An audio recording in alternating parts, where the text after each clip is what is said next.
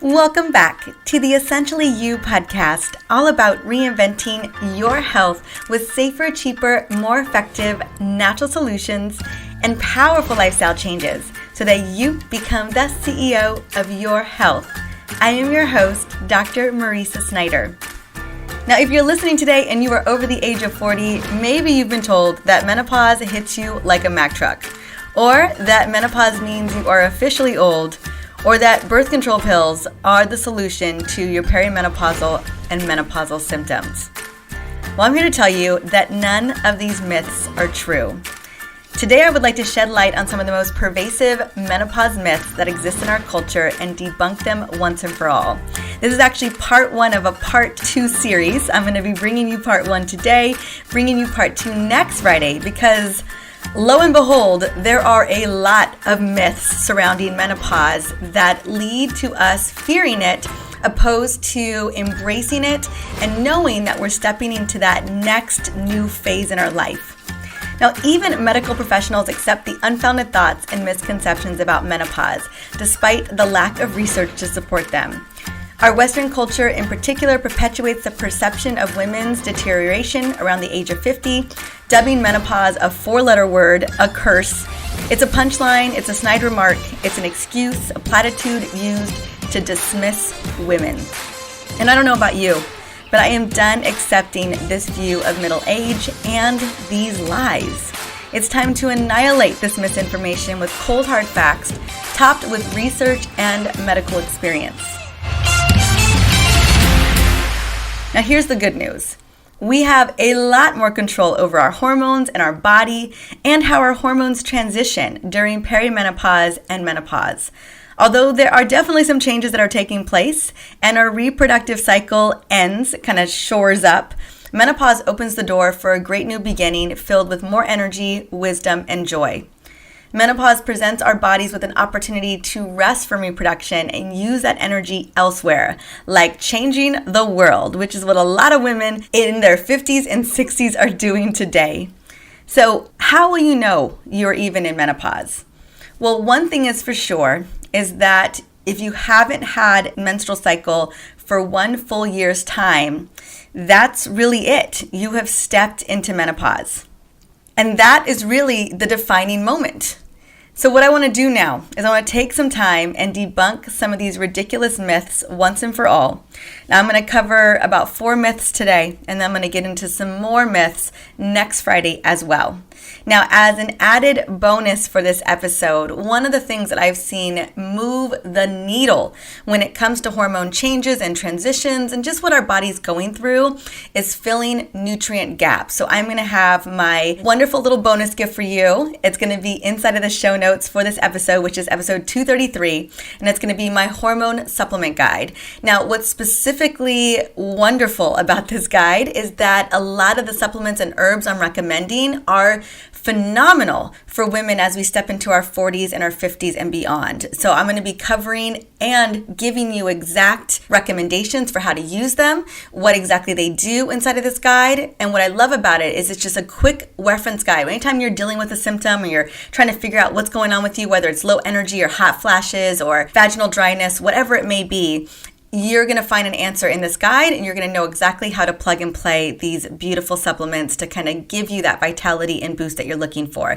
Again, it'll be in the show notes for this episode 233. Can't believe we're already at 233. And I hope you grab it so you have this beautiful resource to turn to whenever you're wondering what is going on with your body.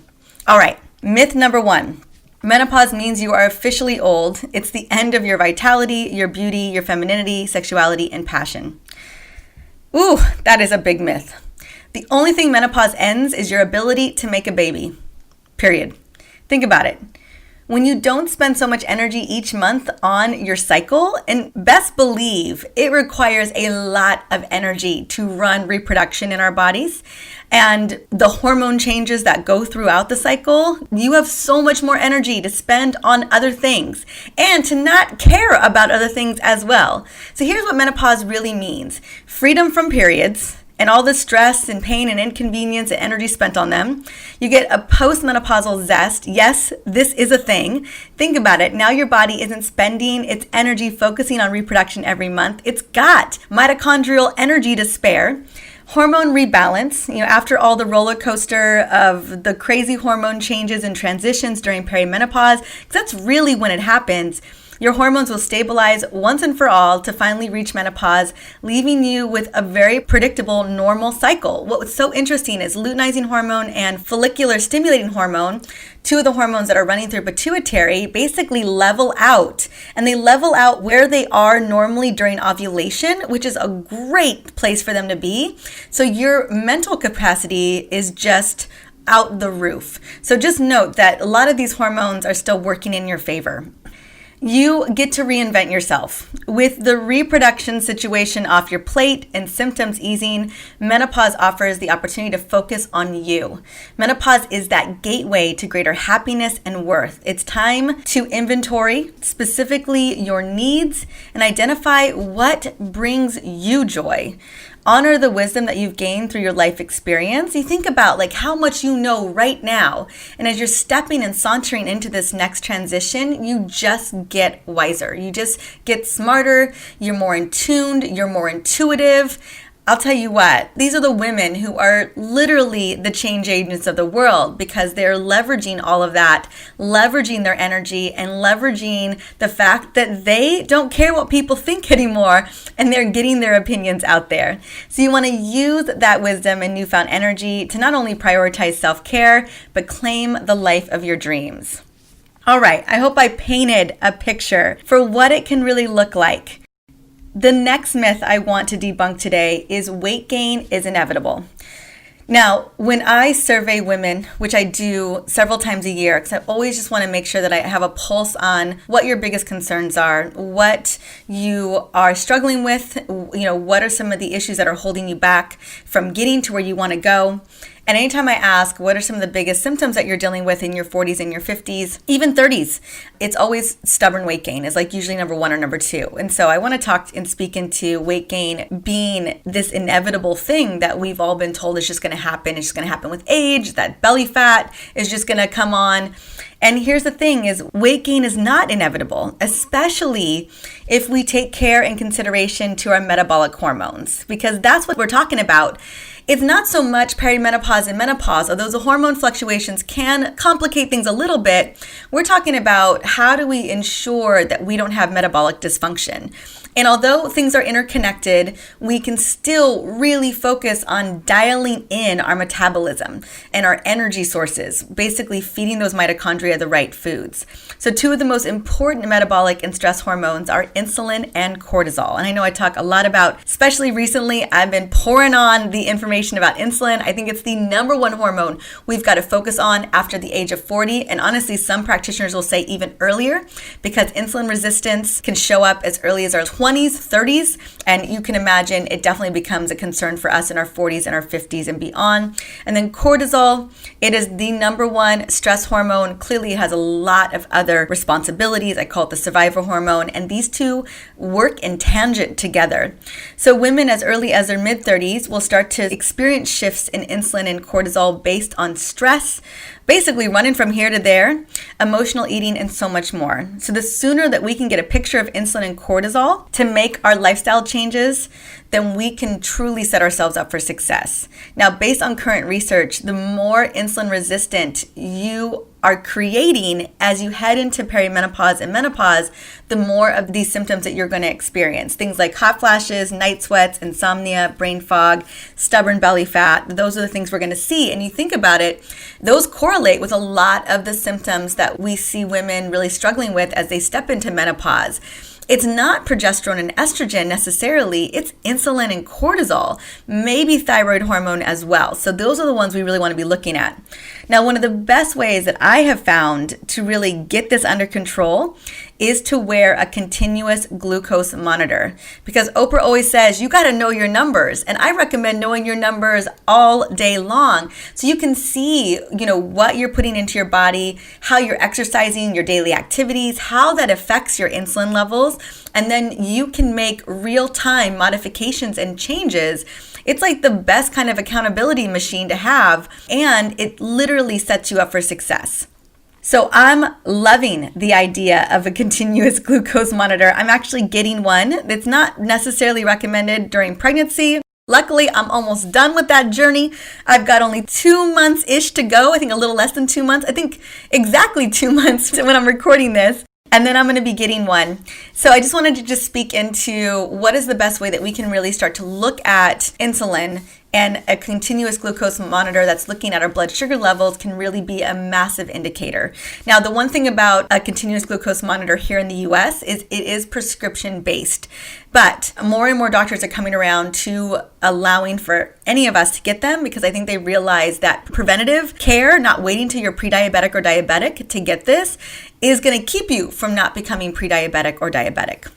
All right. Now, I also want to share some of the supplements that I think help with insulin. I know help with insulin, and that's going to be inositol. Now, I do love taking choline with inositol or taking myo-inositol, also berberine and chromium. So if you're looking for 3 powerful, potent supplements to support insulin levels and stabilize insulin levels, choline with inositol or myo-inositol, berberine and chromium.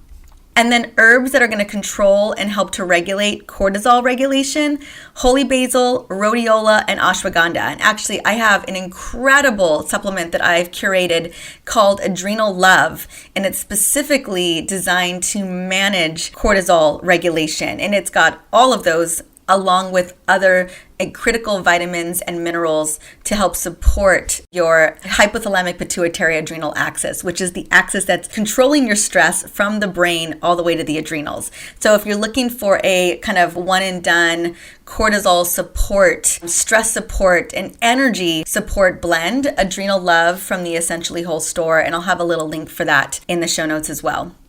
All right, let's take it to myth number 3. You must be on hormone replacement therapy to manage menopause. This is another false narrative that women need to be on hormone replacement therapy to manage menopause symptoms.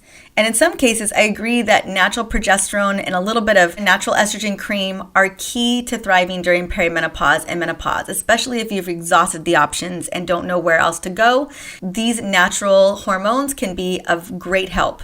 I especially find that progesterone can help combat estrogen dominance during the end stages of perimenopause, to combat migraines, mood swings, sleep issues, fibrocystic breasts, bones, cardiovascular health, and they're breast protective. So I'm actually a massive fan of natural progesterone cream or serum, specifically during perimenopause, because it is protective, and I'm most concerned about women heading into estrogen dominance, which is inevitable in our 40s into our late 40s, because progesterone naturally lowers as our reproductive cycle begins to end. And when that happens, when estrogen is unopposed, we get the migraines, we get the fibroids, we get that crazy heavy bleeding, we get the really uncomfortable discomfort, maybe the anemia. And so having a little bit of natural progesterone that you can rub on the palms of your hands or the bottom of your feet or maybe inside your inner thigh can just help to rebalance those hormones so that that roller coaster doesn't feel so crazy.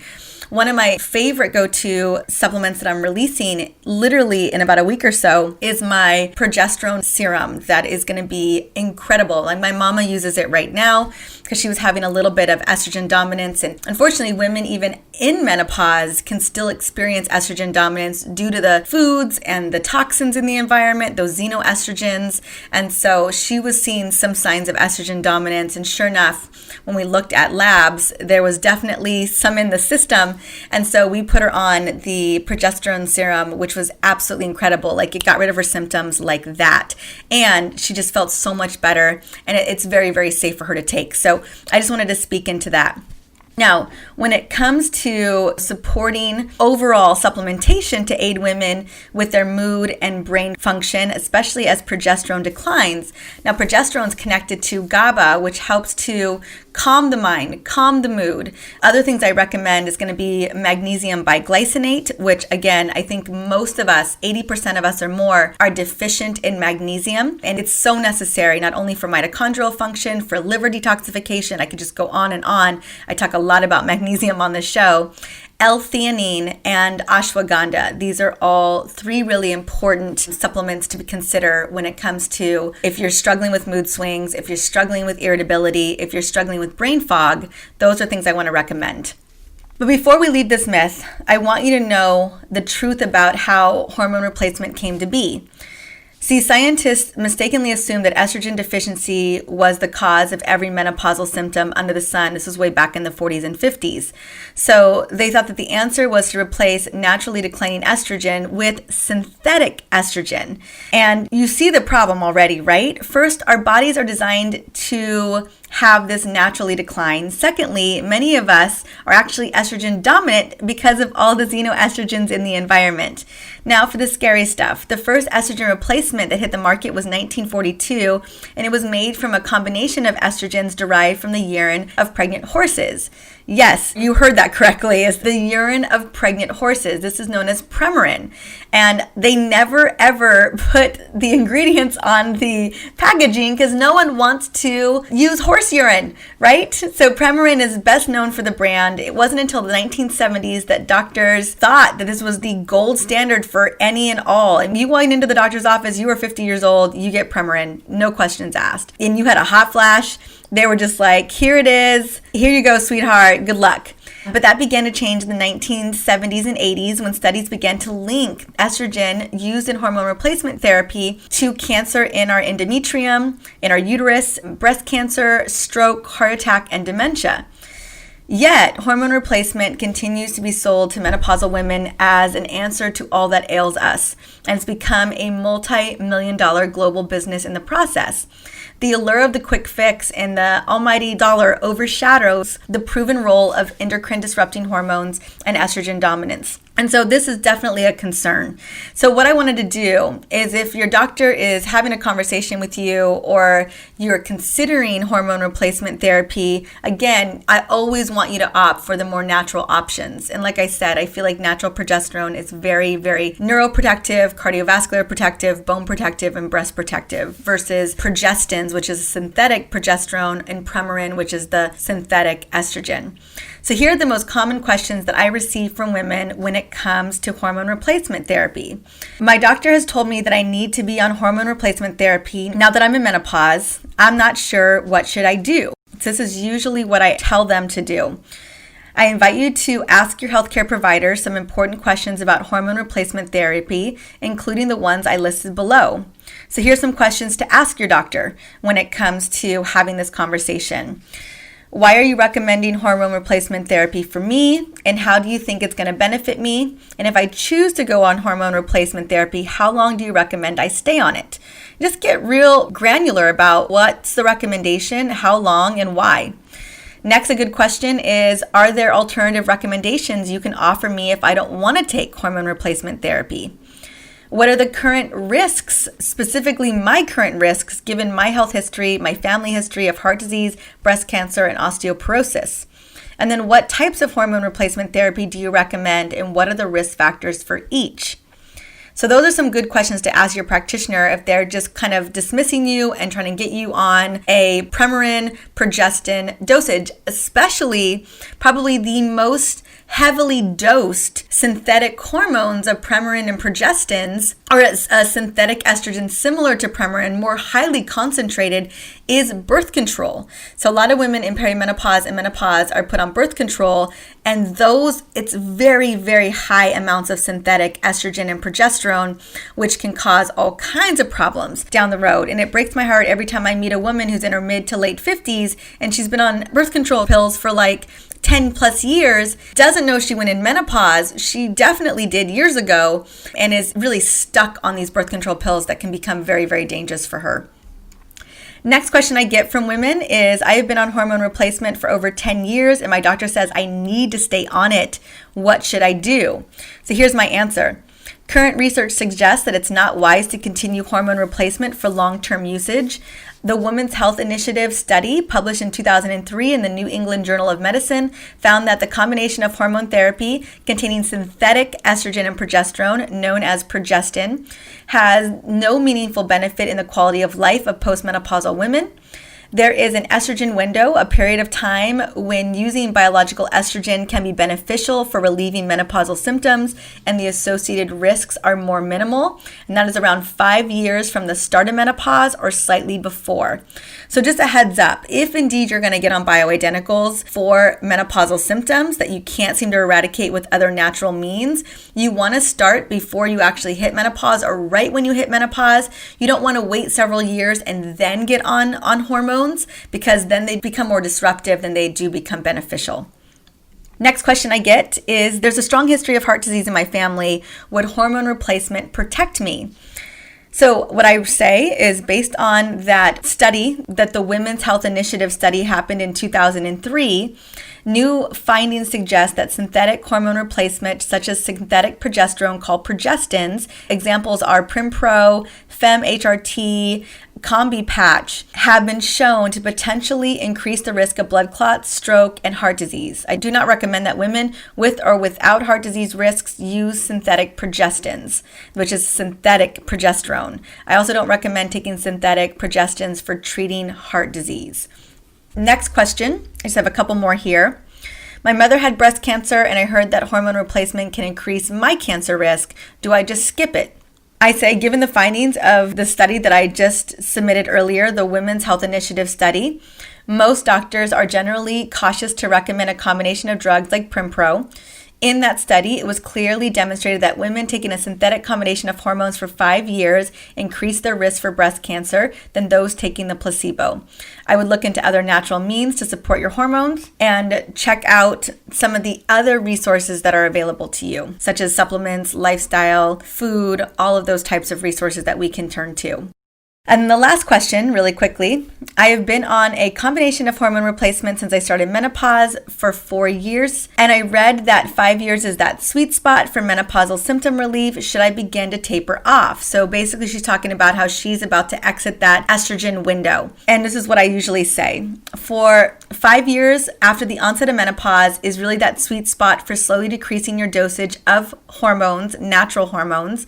I suggest that you start to taper off of those hormones and see how you feel. The estrogen window is approximately 5 years after the onset of menopause, where biological hormones offer benefits without significant risk. However, everybody's body is different, and always consult with your practitioner based on your health history and any additional risks. And then the last question, just one more question, because I get this question so often, is I recently had a complete hysterectomy at the age of 41, and I didn't plan to take hormones after menopause, but my circumstances have changed. What is safe for me? So I get this question a lot because a lot of women have had hysterectomies in their 30s, in their 40s, even in their early 50s. So I say surgical menopause before the age of natural menopause is definitely challenging and uncomfortable due to losing a significant amount of naturally reoccurring reproductive hormones at that age when your body is still really dependent upon them. Like, you weren't specifically supposed to not have them, but a complete hysterectomy or partial hysterectomy basically puts you into early onset menopause. I would personally recommend working with a functional practitioner to find an optimal dosage of bioidentical or natural hormones in the form of natural progesterone or estradiol for estrogen, finding the right combination for your body to ease these symptoms and support you until you reach the age where you will have likely experienced natural menopause. Like, that's that sweet spot for women who've had a hysterectomy before they would have actually naturally gone into menopause. So those are all of the questions that I get, that I'm fielding all the time around this conversation.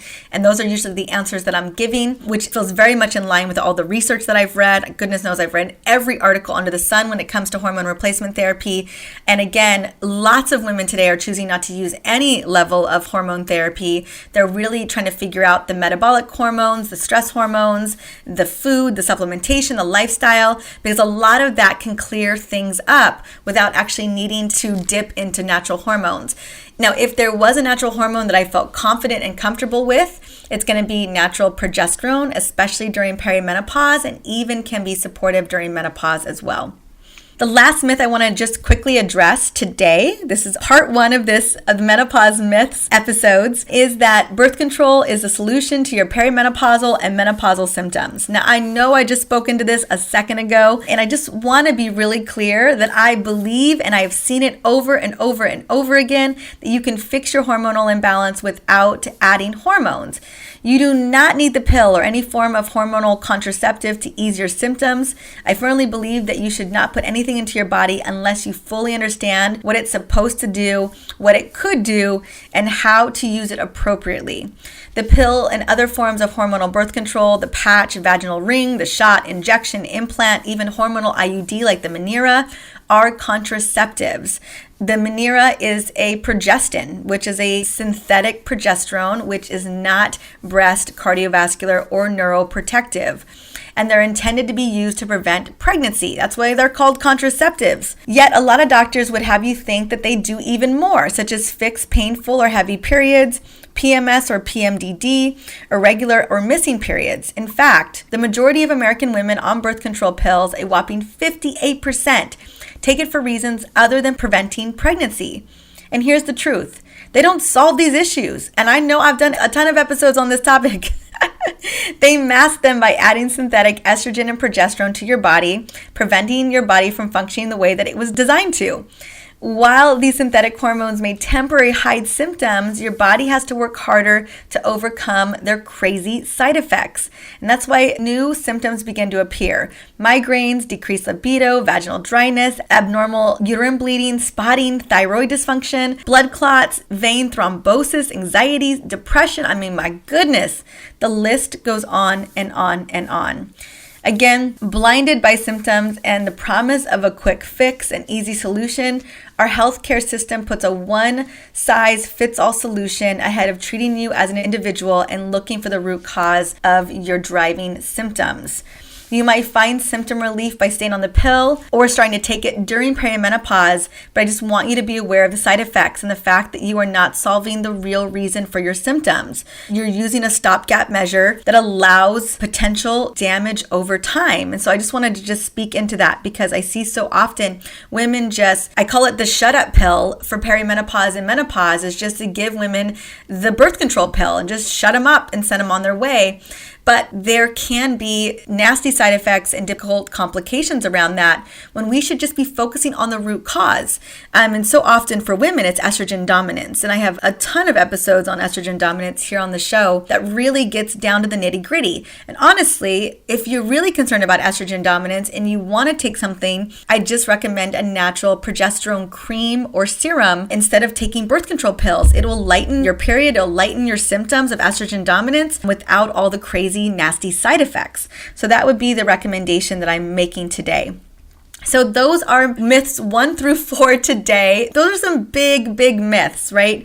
Birth control, hormone replacement therapy, what's up with the weight gain, and does menopause stamp you as old, right? Myths debunked, and debunked with incredible cutting edge research that has been coming out in the last couple of decades. As I mentioned before, one of the things that I think really do move the needle is filling in those nutrient gaps, working with your metabolism, and really helping to support yourself with wonderful self-care rituals. And that's really what my newest book that's going to be released in the spring of 2021 is all about, is getting to the root cause of what's going on in perimenopause and menopause and laying out the game plan. I've got a 21-day game plan in this book. It's done for you, and it really just opens the door for what is possible, because I've seen women just have massive transformations in literally 21 days. When we've got the right tools, our body responds, and I see it over and over and over again. Now, as I mentioned earlier, I have that little bonus gift for you. It's my hormone supplement guide. I know you're going to love it. If you don't already have it, it's going to be in the show notes for episode 233. And then I did talk about the Adrenal Love supplement that I love so much and the progesterone serum that I am so excited to release off to you as well. So I'll have the links for those. And I just want to say thank you so much for showing up to the show today. I hope this was enlightening. I hope this gave you some food for thought. And I hope it kind of encourages you to check out next Friday's episode, which is part 2 of these myths. Yep, I got more myths to debunk because unfortunately there's a lot of myths around this area, this transition in our life that I just feel like we need to address head on. Next up in the next episode, I know that's next Friday that I'm talking about, but I'm actually have an episode coming up on Tuesday, as I do every day. And I'm bringing on Dr. Casey Means, and we're going to be talking about really the truth around metabolic dysfunction and how to address it head on. I can't wait for this conversation because it's going to dovetail into what we were talking about today about metabolic dysfunction. This woman is dialed. I loved this interview so much, and I have a feeling it's going to be a really powerful interview for you too. All right, see you then.